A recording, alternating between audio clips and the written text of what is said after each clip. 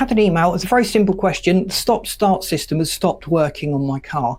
What's the cause? Well, the answer is actually quite complex. A simple is usually this, but there's also a whole raft of other reasons why stop-start is not working. And it'd just be a good idea to work through this list to determine whether that is affecting your stop-start system.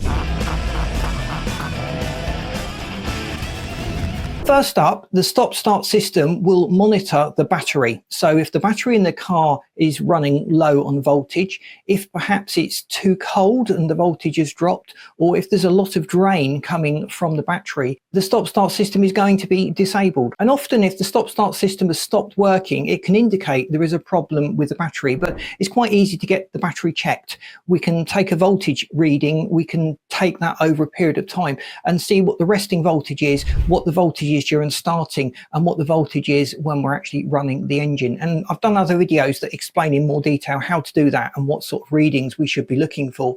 But if the readings on the battery are within those normal parameters and everything seems to be okay with the battery system, then we need to start looking in other places for reasons why the stop-start system is not working. The stop-start system is disabled in most engines when it is cold. When the engine is warming up, stop-start will not operate. So is the engine up to temperature? Do we have the climate control on?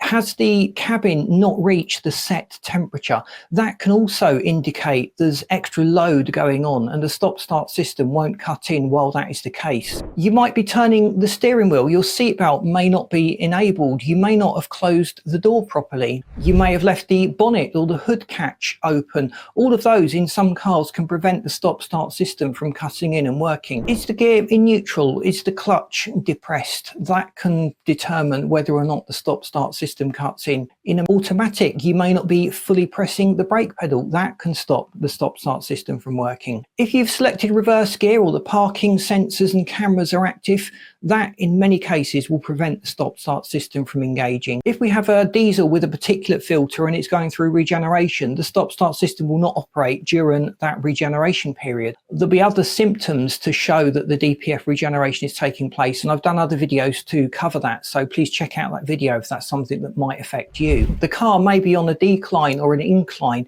and that may just be too steep. The stop-start system may be disabled because the tilt sensor has picked up on that. Have you switched off stop-start? There's a button on the dashboard on most cars that enable you to switch the stop-start system on and off, and if it's off, it's not going to work. If you notice that, just check the light. There's some other reasons as well that are quite rare, but they have been known to prevent the stop-start system from working. The alternator charge may just be too low. You might have a faulty alternator. A slipping belt can sometimes do that as well. The bonnet sensor, the seat belt sensor, anything the engine is relying on to determine whether these things are open or closed or whether they're fastened, can also cause problems with the stop-start system if they're not operating correctly. You may have been accelerating rapidly, and if that's the case, the engine is not going to shut off when the stop-start system would normally cut in. Most engines now are quite protective of the turbocharger, the oils, and they'll try and dissipate the heat that is built up in the engine before the stop-start system will cut in. The outside temperature might be at an extreme, and that can sometimes stop the stop-start system from working. If you're towing, have a trailer attached, that can disable the stop-start system in some cases. You may have done a whole host of quick stop-starts in succession.